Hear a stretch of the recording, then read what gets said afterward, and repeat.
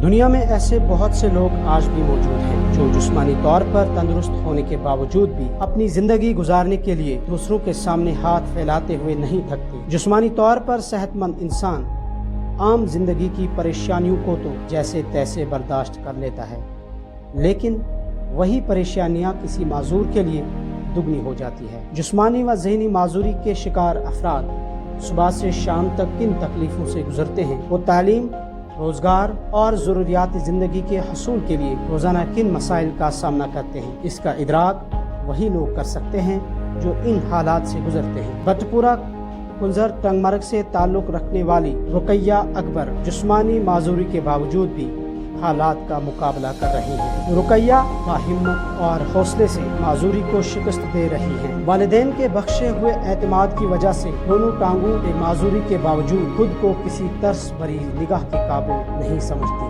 अस्सलाम वालेकुम, मेरा नाम है रुकैया अकबर, मैं कुंजर बटपुरा में रहती हूँ।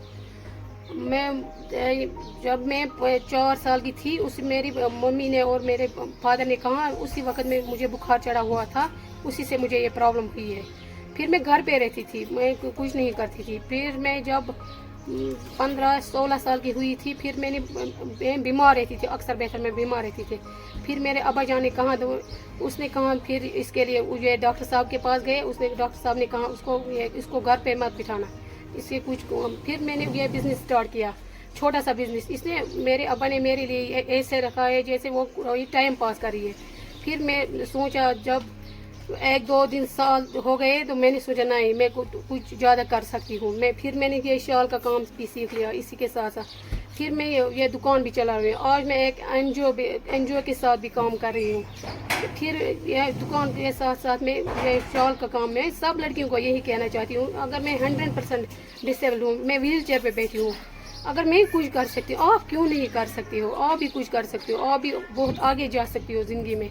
हमें खुद अपने पैरों पे खड़ा होने चाहिए।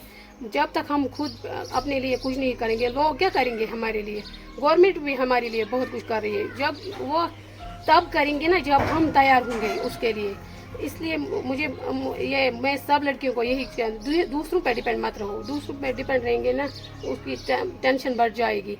फिर उनको एक को कहेंगे, जैसे कि किसी ने शादी की है, उसको खानदार जैसा उसका हस्बैंड होगा, वो उसको कहेगी मुझे 10 रुपये, 50 रुपये, 100 रुपये दे दो। अगर उसके पास ये शाल का काम होगा, वो खुद कमाएगी और उसको भी देगी, अपने अयाल को भी पाल सकती है वो। जैसे मैं व्हील चेयर पर बैठी हूँ, जब कोई मुझे देखता था ना, आज से पहले 10 साल बाद, वो हमारे घर में आता था। फिर मेरे माँ बाप को कहते, देखो ना ये बेचारी कैसे है, वहीं करें खुदा सब इनसे खतरा हम एक मर नहीं वनकनस। फिर ऐसा टाइम नहीं आएगा। आज हम लोगों पे फख्र करें, जैसे बहुत लड़कियां बहुत आगे बढ़ चुकी हैं। मैं जैसे देखो ना, वो नॉर्मल लड़कियां भीख मांग रही है, क्या हुआ उनको? जब मैं कुछ कर सकती हूँ, वो क्यों नहीं कुछ कर सकती है?